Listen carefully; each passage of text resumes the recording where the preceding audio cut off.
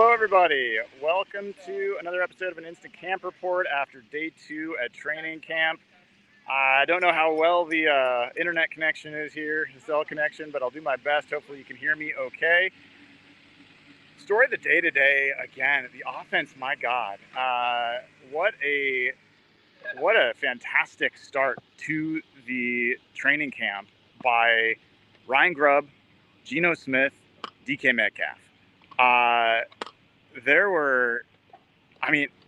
If I'm guessing, and this is purely a guess, Geno Smith has completed probably 85% of his passes through 2 days of camp. The ball is not hitting the ground. He's getting the ball out of there fast. He's managing to get deep passes. He's managing to check the ball down. He's managing to hit the middle.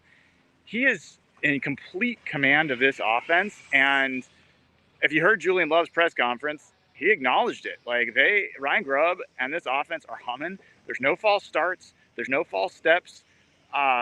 They look lethal. And the connection, especially between Geno Smith and DK Metcalf, whoa. I don't know if DK has had an incompletion in the ball thrown his direction when Geno Smith has been the passer. And these haven't been necessarily gimmies. DK is making fantastic catches. He made a one-handed catch today, made a diving catch today. He made multiple contested catches. He looks as good as I have ever seen him. And Ryan Grubb, this offense, just the way I would describe it is it has answers. It has answers for everything. And I think the pace at which they are getting rid of the football makes it so tough for a defense to really hone in on them. Interestingly, when I asked Mike McDonald about it, I still think he doesn't love it. And he wanted to make sure it was clear that things are pretty vanilla right now. Okay, but I've been to training camps before. I've watched for years. And this offense looks as good as any Seahawks offense I've seen through 2 days of camp. That includes the heyday of Russell Wilson. So really, really impressive start to camp for those guys.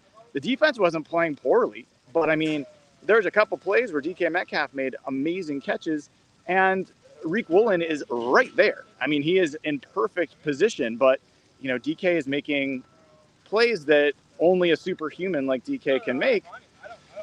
Is impressive to see. Great to see Julian Love get an interception on his contract day, so to speak.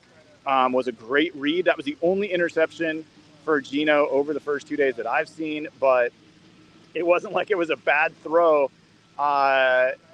Julian Love made a good read, a good break on the ball, and dove in front of, I think it was JSN, to make the pick. It's a great play. In general, if I'm switching sides and talking about the other side of the ball,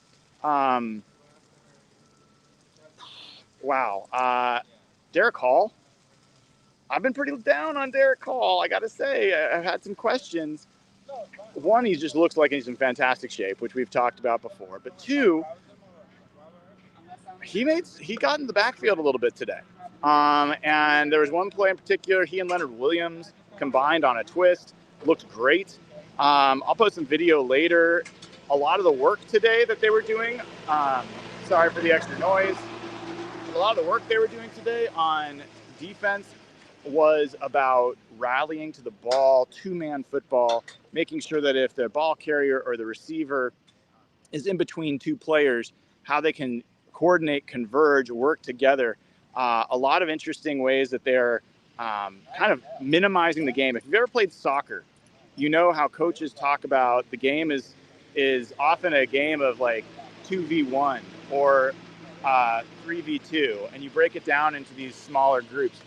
That's the impression I get watching this defense of coaching staff work with the defense, is they're simplifying some of these things into you're going to be in this situation, you two versus that one ball carrier. How do you coordinate? How do you make sure that guy gets down? How do you work together? So interestingly, because a lot of times you see in these camps individual position drills, this feels like coordinated, because a lot of times they're rotating and going through different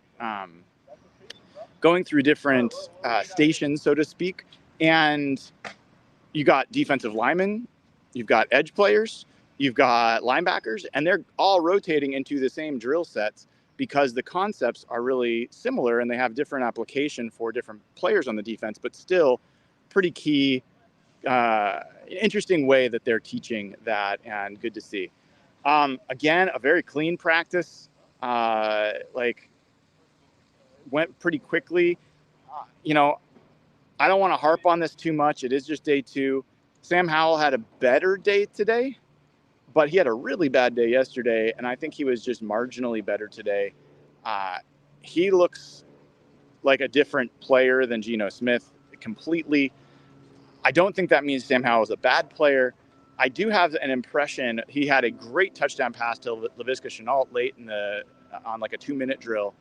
And I think Sam Howell's best off script. I think we're going to find that Sam Howell is best when he's improvising. I think he might be a better game quarterback than he is a practice quarterback. And that doesn't mean that that's okay. But I think that I'm just holding judgment there because he has not been good. So I'm going to be honest about that through 2 days. But I see some signs that he might be a little bit more of a, a backyard football player who improvises and plays off script. That can be frustrating for an offensive coordinator, but it can also be frustrating for a defense. So let's withhold judgment. Watch him in a game. I want to see that. I think it's going to be different. Watch him with pads. So that's good. Otherwise, you know, I have a bunch of notes. I mean, a long set of notes. I'll type those up and get them up on the site later today.